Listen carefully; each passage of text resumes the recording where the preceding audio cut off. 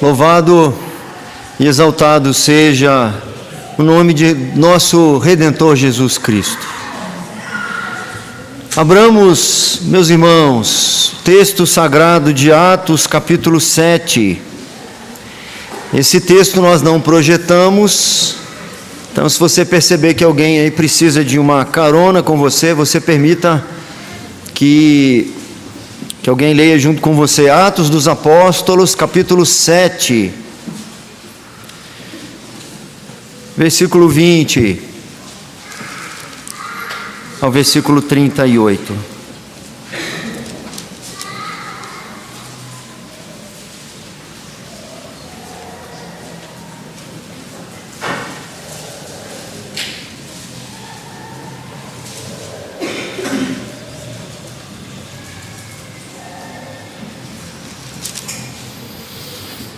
Atos dos Apóstolos, capítulo 7, versículo 20 ao versículo 38. Acompanhe a leitura, por favor. Por esse tempo, nasceu Moisés, que era formoso aos olhos de Deus. Por 3 meses foi ele mantido na casa de seu pai. Quando foi exposto, a filha de Faraó o recolheu e criou como seu próprio filho. E Moisés foi educado em toda a ciência dos egípcios e era poderoso em palavras e obras. Quando completou 40 anos, veio-lhe a ideia de visitar seus irmãos, os filhos de Israel. Vendo um homem tratado injustamente, tomou-lhe a defesa e vingou o oprimido, matando o egípcio. Ora, Moisés cuidava que seus irmãos entenderiam que Deus os queria salvar por intermédio dele. Eles, porém, não compreenderam. No dia seguinte, aproximou-se de uns que brigavam e procurou reconduzi-los à paz, dizendo: Homens, vós sois irmãos, porque vos ofendeis uns aos outros? Mas o que agredia o próximo o repeliu, dizendo: Quem te constituiu autoridade e juiz sobre nós? Acaso queres matar-me como fizeste ontem ao egípcio? O 29.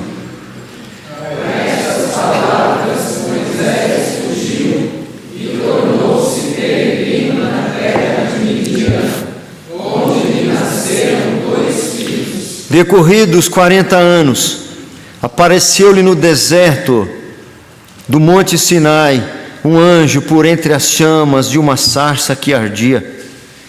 Moisés, porém, diante daquela visão, ficou maravilhado e, aproximando-se para observar, ouviu-se a voz do Senhor: Eu sou o Deus dos teus pais, o Deus de Abraão, de Isaque e de Jacó. Moisés, tremendo de medo, não ousava contemplá-la. Disse-lhe o Senhor: Tira as sandálias dos pés, porque o lugar em que estás é terra santa. Vi com efeito o sofrimento do meu povo no Egito, ouvi o seu gemido e desci para libertá-lo. Vem agora e eu te enviarei ao Egito. A este Moisés, a quem negaram reconhecer, dizendo: Quem te constituiu autoridade e juiz? A este enviou Deus como chefe e libertador, com a assistência do anjo que lhe apareceu na sarça. Este o tirou, fazendo prodígios e sinais na terra do Egito, assim como no Mar Vermelho e no deserto durante 40 anos. 37 e o 38.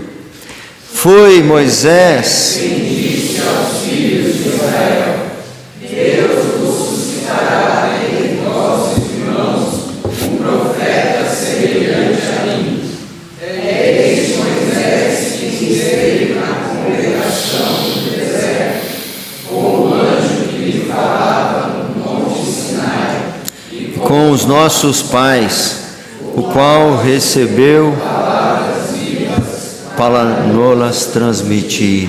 Oremos mais uma vez, meus irmãos.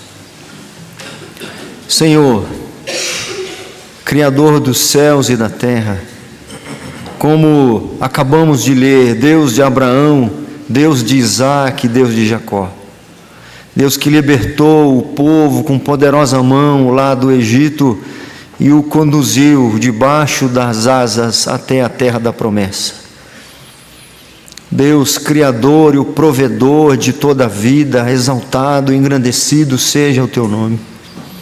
Convém, mais do que em qualquer outro momento, que se dê entre nós, que o Senhor seja evidenciado, que Cristo Jesus seja conhecido, adorado, e que nós, sobretudo eu, seja diminuído. Te imploramos, ó Deus, que a Tua palavra, que é perfeita, não volte vazia, que sejamos orientados, instruídos, confrontados, educados, corrigidos, e tudo o que mais se propõe a Tua palavra. Que não passe esta noite sem que recebamos a porção que a nossa alma carece para ser sustentada. Em nome de Jesus, Senhor, que tudo o que se efetivar em nossas vidas, toda a bênção, toda a transformação, toda a conversão, toda a reconciliação, toda a edificação venha redundar tão somente para o louvor da Tua glória. Em nome e por amor de Jesus que oramos. Amém. Texto preciosíssimo, porque além de ser um texto histórico, que relata para nós, que repete e acrescenta alguns relatos acontecidos séculos antes, rico nos detalhes, na sua história, ele tem um efeito muito importante. Quem o está não redigindo, mas quem o está proclamando, recitando, falando, é um sujeito que está numa situação extremamente adversa. Era um diácono da primeira junta diaconal da primeira igreja, da igreja primitiva lá de Atos dos Apóstolos. Apenas um capítulo antes, ele junto com Timão, Prócoro, Filipe, são escolhidos, são eleitos diáconos. E tão breve foi o seu ministério, e ele está agora não experimentando uma leve ameaça ao seu cristianismo, à sua fé. Aqueles que conhecem o texto sabem que no final do capítulo 7, desse capítulo que nós lemos, nós encontraremos, por exemplo, ao final do relato de Estevão, quando ele acaba de dar este relato e mais alguns outros relatos, lá no versículo 54 nós encontramos, ouvindo eles isto, ou seja, aqueles que ouviam esses relatos, enfureciam-se no seu coração e rilhavam os dentes contra ele.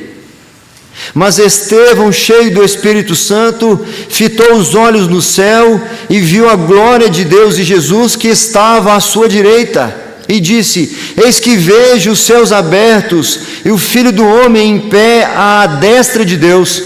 Eles, porém, clamando em alta voz, taparam os ouvidos e unânimes arremeteram contra ele, e lançando-o fora da cidade, o apedrejaram.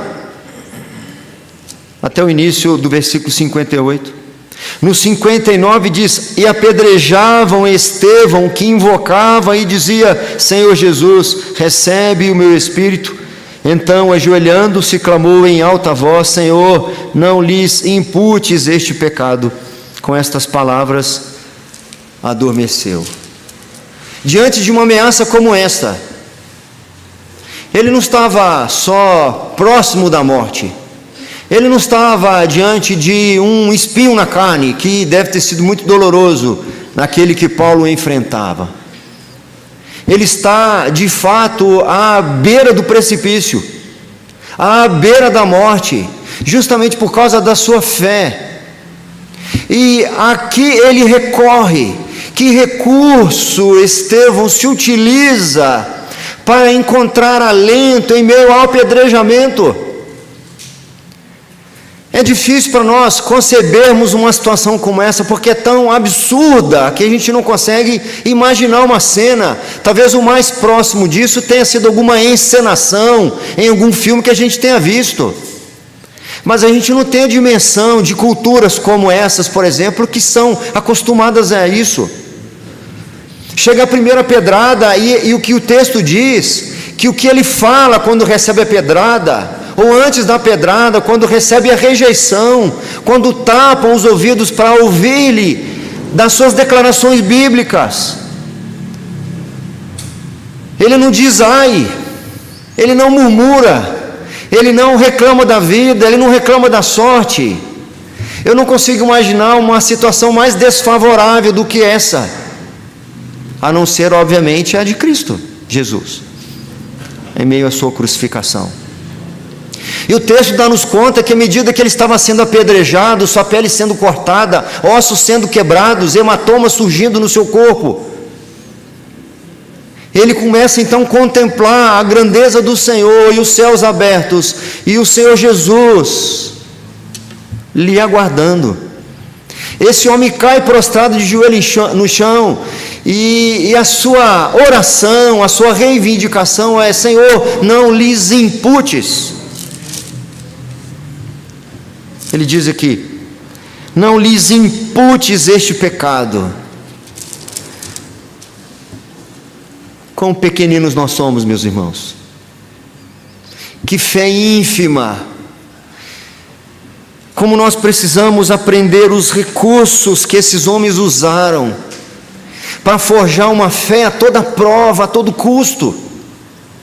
De vez em quando nós recebemos alguns vídeos, algumas informações do portas abertas, de algumas igrejas sendo perseguidas, igrejas sendo queimadas, pessoas sendo mortas sem negar Jesus Cristo. Eu li recentemente uma frase dizendo que mais ou menos assim, se nós deveríamos refletir sobre quando declaramos que estamos prontos para dar nossa vida a Jesus, se a gente não tem coragem de levantar no domingo para ir para a igreja se tiver frio. Mas eu estou pronto para entregar minha vida para Cristo.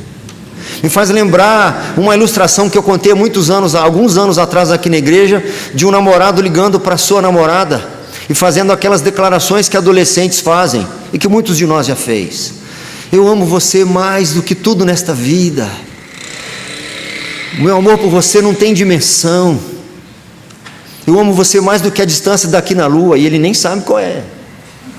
Mas não importa qual seja, o amor que ele tem pela jovem é maior do que isso. Eu transpiro você.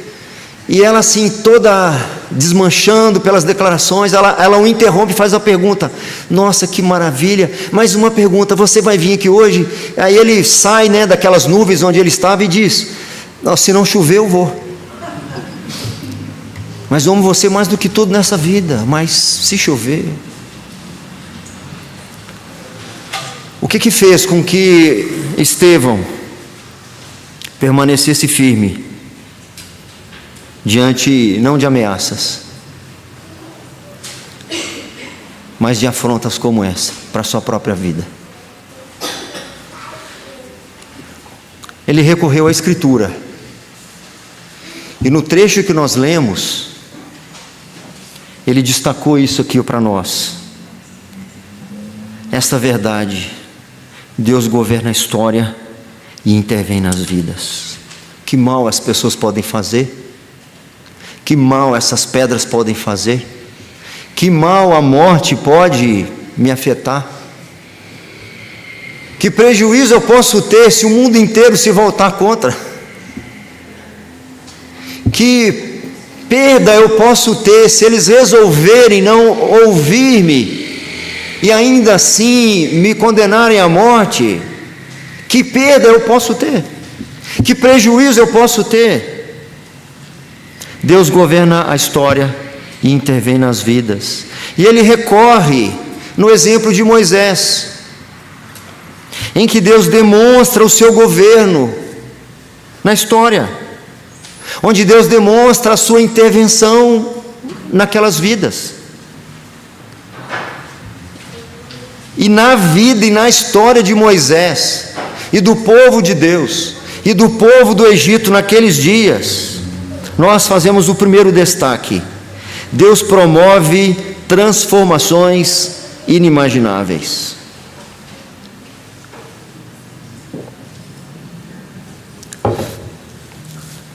Estevão não recorreu a esse episódio da história da humanidade. Moisés não recorreu a esse episódio na história, no registro bíblico. Ele não recorreu a esse personagem à toa, na condição em que ele estava. É porque nesse momento, naquele texto, naquele período, de forma muito clara e evidente, Deus demonstrou que Ele promove transformações inimagináveis. Se o coração de vocês é duro, o Senhor pode mudar. Se o Senhor não quiser mudar o coração de vocês, então, ou seja, mudando ou não mudando, não interfere. Porque o Deus a quem eu sirvo é capaz de promover transformações inimagináveis. E quando a gente vai folheando as Escrituras, nós vamos encontrar no Novo Testamento um outro grande exemplo, um outro personagem usado por Deus, para que Deus revele-se sendo esse promovedor de transformações, que é Saulo de Tarso. Possivelmente, se Estevão estivesse mais à frente, ele poderia também no seu relato usar Paulo para demonstrar no que ele confia, aonde ele ancora a sua embarcação, aonde ele encontra vigor, aonde ele encontra recursos para poder enfrentar as mazelas desta vida. Viver não é fácil, meus irmãos. Viver não é fácil. Viver piedosamente é um grande desafio. O apóstolo Paulo, escrevendo a Timóteo, ele diz isso: ora, meu filho, saiba que todos quantos quiserem viver piedosamente no Senhor serão perseguidos. Isso não será surpresa. Estevão aqui se lembra das transformações acontecidas na vida de Moisés. Ele nasceu escravo, e tudo que vem em decorrência disso, não tinha vontade própria, não tinha sonhos, não era dono da sua vida, não conduzia os seus passos. Nasceu escravo, nasceu numa nação que vivia escrava já há gerações, há alguns séculos. Não tem como mudar isso, não tem como mudar. Não era nem um problema apenas individual, era um problema geral, nacional. Todo mundo da minha nação nasce escravo. Quem pode mudar um negócio desse? Deus. Além de nascer escravo, de ter nascido escravo, ele nasceu justamente numa geração em que os meninos, as crianças que nasciam do sexo masculino, teriam que ser afogadas. Então, além de nascer escravo, ele nasceu com a certeza, com o veredito de não crescer. Um início calamitoso, um futuro desalentador. Não havia esperança de alguma mudança. Os versículos anteriores, versículo 19 e 20, que nós não lemos aqui, dão-nos conta de que levantou-se um rei no Egito que não conheceu José.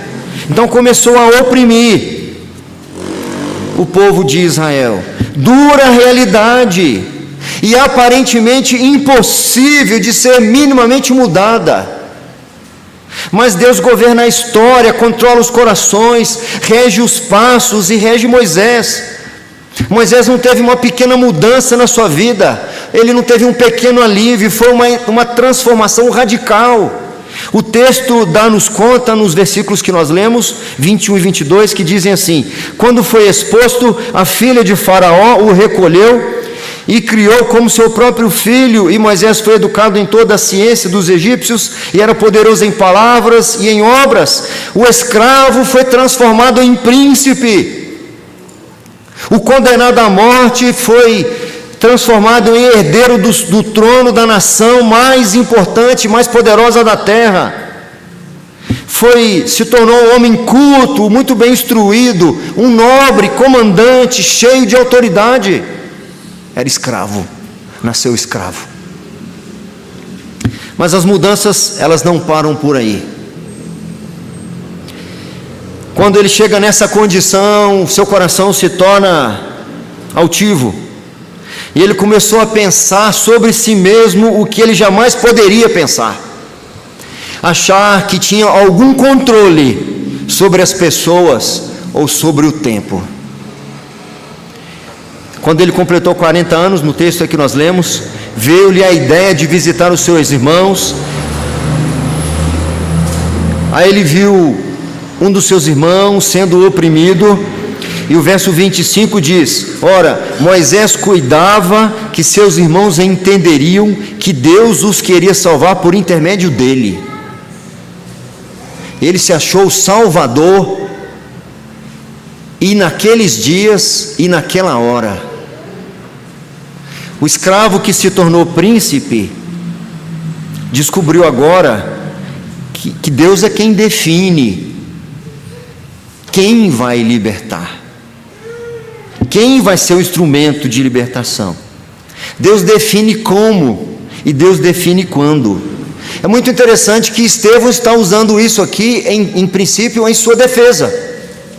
Olha, Moisés, aconteceu isso com ele. O que Estevão está querendo com isso? Todo mundo que estava ouvindo Estevão conhecia essa passagem, mas entre outros possíveis propósitos, eu quero destacar este. Estevão estava demonstrando no que ele cria, em quem ele acreditava.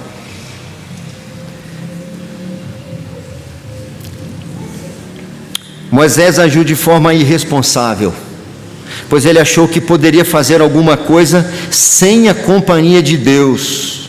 Ele então aprendeu uma grande lição. O texto aí de Atos diz que a estas palavras, quando ele foi intervir depois na briga entre dois israelitas ou dois hebreus, o que estava agredindo inquiriu: quem constitui você juiz entre nós? Quem é você? Que autoridade você tem? E a estas palavras, então, diz lá no 29, Moisés fugiu e tornou-se peregrino na terra de Midian. Deus é quem interveio para fazer de um escravo um príncipe, interveio para fazer de um príncipe um exilado. É Ele quem leva, Ele é quem traz, Ele é quem levanta, Ele é quem derruba. Ele é quem abre e Ele é quem fecha. Quando Estevão tinha essa convicção, ele diz: pode apedrejar, Senhor, recebe o meu espírito, porque não é o Senhor que é pego de surpresa no apedrejamento. E aí eu volto numa conversa que eu tive com um pastor há um tempo atrás, quando ele, surpreso, disse para mim assim: mas espera aí, então Deus é quem mata? Eu falei: quem seria? Se não é Deus, é quem? Quem é que controla as vidas? Quem tem na mão a alma de todo ser vivente? Se não é Deus, então quem é? Então tem alguém agindo sem a autorização do Senhor. Quem vive dessa forma não suportaria jamais um apedrejamento, não suportaria qualquer descontentamento, não teria estrutura para enfrentar qualquer pedrinha no sapato, qualquer adversidade. Ou nós cremos de fato que o Senhor é quem governa a história, quem intervém nas vidas, que promove transformações. Moisés começou a se achar: eu era escravo, olha onde eu estou, o que Deus fez comigo? Mas você ainda é um lixo, você ainda é um trapo de imundície, todas as suas obras são tidas pelo Senhor como nada. Ele vai descobrir isso de uma maneira tão tremenda que quando está agora bem mais idoso, já conduzindo o povo a ser liberto, quando o Senhor quer repreender o povo e diz que não vai mais andar no meio do povo, Moisés então faz essa reivindicação: Senhor, se a tua presença não vai comigo, não nos mande subir desse lugar, sem o Senhor eu não vou. É isso que Estevão está trazendo aqui. Em segundo lugar, mas ainda, só reforçando aqui o meu ponto ali anterior, provando o meu texto com o Novo Testamento, essa passagem de Êxodo que está sendo mencionada aqui em Atos. Nosso Senhor Jesus Cristo ensina aos seus discípulos sobre quem seria o maior e o menor no reino. E aí ele fecha o trecho lá em Mateus dizendo: quem a si mesmo se exaltar será humilhado, e quem a si mesmo se humilhar será exaltado. Eis as transformações mais inimagináveis. Em segundo lugar, Deus promove superações inacreditáveis.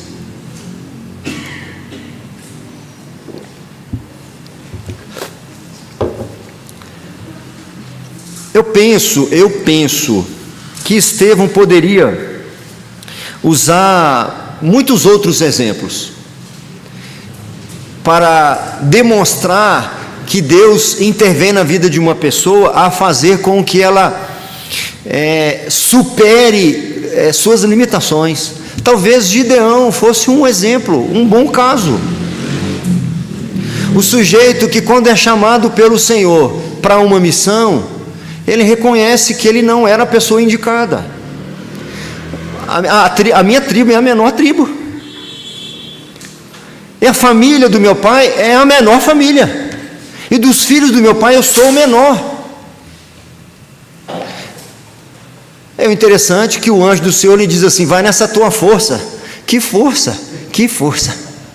Aí ele ajunta, manda chamar o exército, junta lá 20 mil homens. O Senhor fala assim: é muito, tem muita gente aí. Manda voltar para casa quem deixou panela no fogo, roupa no varal, quem tem consulta no médico, quem tem alguma coisa para fazer. E 10 mil foram embora, ficaram 10. Eles iam ter que enfrentar mais de 100 mil. E o Senhor diz: ainda tem muita gente aí. Senhor, muita gente? Olha quem eu sou, e olha que tantinho de soldado que eu tenho, ainda tem muita gente. Para beber água com esse pessoal. Quem colocar a boca na água para beber igual animal, você manda voltar. Agora, quem colocar a mão na água e trazer e beber, você mantém. Ficaram 300 só. Então talvez fosse um grande exemplo de superação. Mas Moisés talvez seja um dos maiores exemplos de superação pessoal. Quando ele achava que estava preparado, pois teve uma educação primorosa, cultura, palavras e obras, que está escrito aí no texto. Ele era jovem e destemido, ele era forte, ele estava no vigor com 40 anos, porque ele aliava uma certa experiência. Com 40 é melhor do que 20, tem mais experiência, mas ainda tem vigor. Mas ele estava errado. Deus ainda mostraria algo tremendo sobre o seu governo na história e nas intervenções da vida. Os versículos a partir do 34, tem um pedacinho do 30, decorrido 40 anos, apareceu-lhe no deserto do Monte Sinai um anjo por entre as chamas de uma sarça que ardia. Vi com efeito o sofrimento do meu povo no Egito, diz o Senhor. Ouvi o seu gemido e desci para libertá-lo. Vem agora e eu te enviarei ao Egito, a este Moisés a quem negaram reconhecer, diz Estevão, dizendo: quem te constituiu autoridade e juiz? A este enviou Deus como chefe e libertador, com a assistência do anjo que lhe apareceu na sarça. Este os tirou, fazendo prodígios e sinais na terra do Egito, assim como no Mar Vermelho e no deserto durante 40 anos. Antes de se tornar um instrumento valioso nas mãos de Deus, Moisés experimentou uma superação pessoal daquelas inacreditáveis. Quem era esse Moisés agora que está tendo esse encontro com o Senhor lá no meio da sarça ardente? Era um homem cheio de limitações pessoais. E eu achei interessante recorrer na fonte que Estevão se utiliza. A fonte que Estevão está se utilizando é o Antigo Testamento, é o Pentateuco, é o livro de Êxodo. E eu fui lá no livro do Êxodo e fiz alguns destaques para reforçar para nós o que está acontecendo nesse encontro lá na sarça. Disse ainda o Senhor: certamente vi a aflição do meu povo que está no Egito, e ouvi o seu clamor por causa dos seus exatores, conheço-lhe o sofrimento, por isso desci a fim de livrá-lo da mão dos egípcios, e para fazê-lo subir daquela terra, a uma terra boa e ampla, terra que mana leite e mel, o lugar do cananeu, do eteu, do amorreu, do ferezeu, do heveu, do jebuseu, pois o clamor dos filhos de Israel chegou até mim, e também vejo a opressão com que os egípcios os estão oprimindo. Vem agora e eu te enviarei a Faraó, para que tires o meu povo, os filhos de Israel, do Egito. Então disse Moisés a Deus: quem sou eu para ir a Faraó e tirar do Egito os filhos de Israel? Mais à frente, ainda respondendo Moisés: mas eis que não crerão, nem acudirão à minha voz, pois dirão: o Senhor não te apareceu. Ainda de novo Moisés falando ao Senhor: ah, Senhor, eu nunca fui eloquente, nem agora, nem depois que falaste a teu servo, pois sou pesado de boca e pesado de língua. E ainda a última resposta: ah, Senhor, envia aquele que há de enviar, menos a mim. Os comentaristas dizem que Moisés se tornou o maior vulto do Antigo Testamento.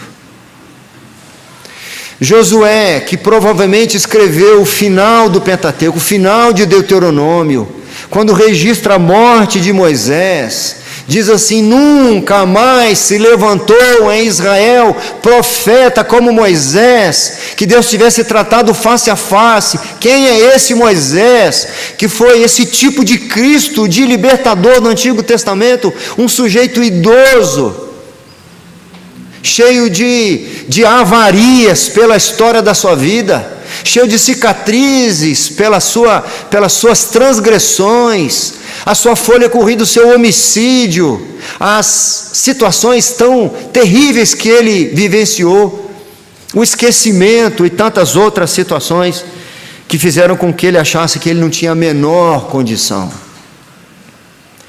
Mas Deus promove superações inacreditáveis. Isso sustentava Estevão. Eu não conseguiria. Estevão com certeza diria isso. Por mim, eu não consigo enfrentar essa turba contra mim. O que é que eu fiz contra eles? Por que eles estão tão alvoroçados? Por que estão me arrastando para fora da cidade? Por que estão me apedrejando? Ele não teria a mínima condição, mas o Senhor permitiu que ele superasse. Assim como aprendemos com Paulo, que ouviu do Senhor: a minha graça te basta. Em terceiro e último lugar,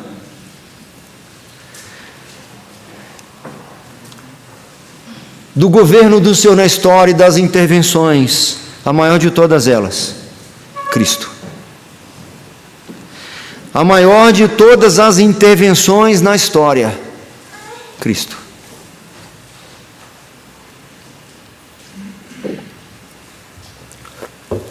Isso está na mente, isso está na boca de Estevão, porque ele estava sendo julgado justamente por pregar Cristo.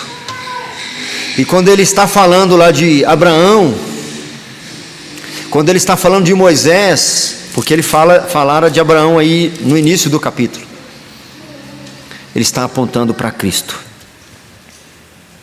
Apesar de se tornar um instrumento precioso, Moisés era apenas isso, um instrumento nas mãos que o controlava. A Bíblia não é sobre Abraão, que Estevão mencionara aqui no início. A Bíblia não é sobre os seus feitos, ou os feitos de Isaac, ou os feitos de Jacó. A Bíblia não é sobre os feitos de Moisés, de Isaías, de Jeremias, Ezequiel ou qualquer outro profeta, que estão sendo mencionados aqui por Estevão. O herói das Escrituras, chama-se Jesus Cristo, o Messias prometido, ou ungido, o servo sofredor, o nome sobre todo nome. Por isso Estevão discorre sobre os patriarcas e sobre Moisés e sobre os profetas, apontando para Cristo, pois ele foi profetizado por Moisés e pelos profetas. Desde o passado, sem o Messias, nenhum deles se tornaria o que se tornaram, ou realizariam o que realizaram, nem o próprio Moisés. As transformações operadas na vida de Moisés e através de Moisés, as superações na própria vida operadas na vida de Moisés, tudo reflete Cristo. Lá no mesmo texto de Êxodo, que Estevão está citando aqui, diz o seguinte: então disse Moisés a Deus: quem sou eu para ir a Faraó e tirar do Egito os filhos de Israel? Deus lhe respondeu: eu serei contigo. Eu que vou com você. E este será o sinal de que eu te enviarei. Depois de haveres tirado o povo do Egito, servireis a Deus neste monte. Então disse Moisés ao Senhor: Senhor, eu nunca fui eloquente, nem outrora, nem depois que falaste ao teu servo, pois sou pesado de boca e pesado de língua. Respondeu-lhe o Senhor: quem fez a boca do homem? Ou quem faz o mudo, ou o surdo, ou o que vê, ou o cego? Não sou eu, o Senhor? Vai, pois, agora, e eu serei com a tua boca, e te ensinarei o que has de falar.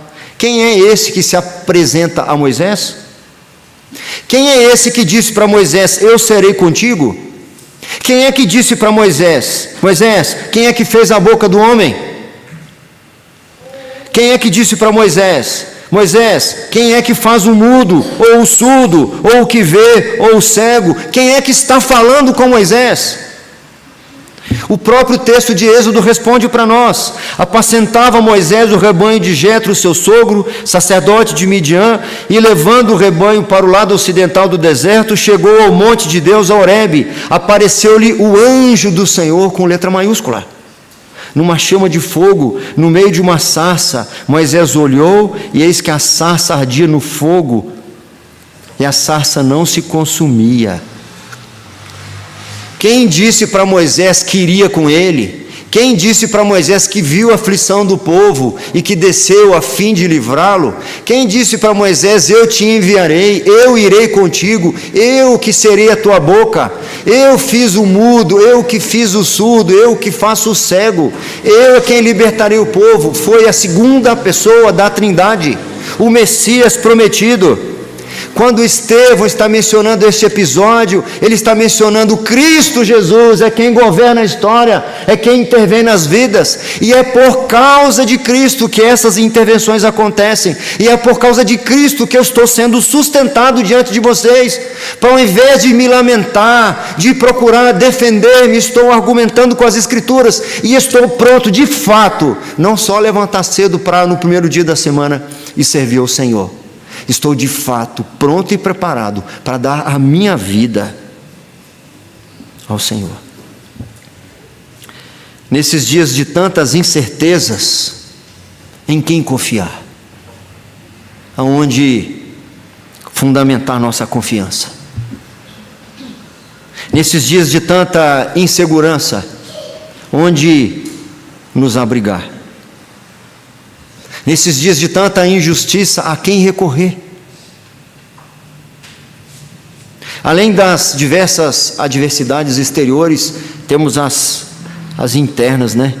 As nossas limitações internas. Quando nos deparamos com obstáculos, sejam pessoais ou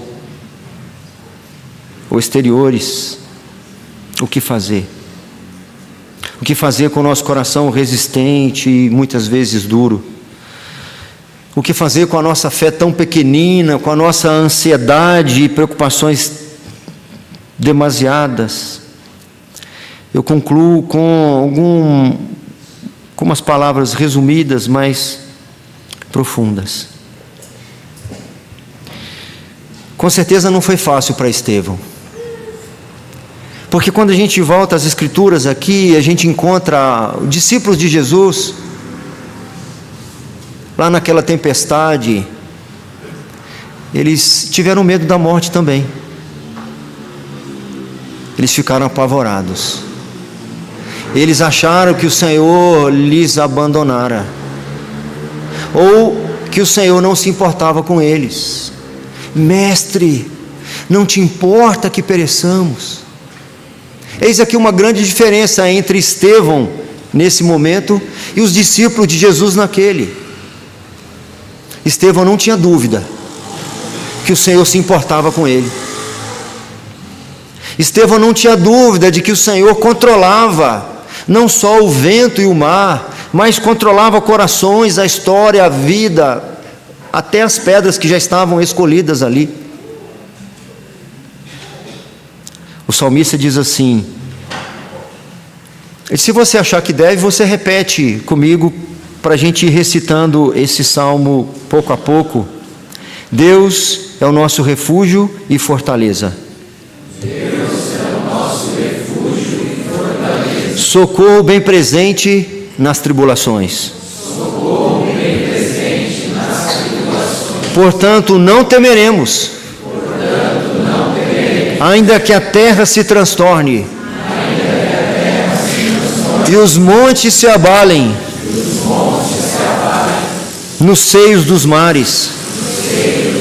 Ainda que as águas tumultuem e espumejem. E na sua fúria, os montes se estremeçam.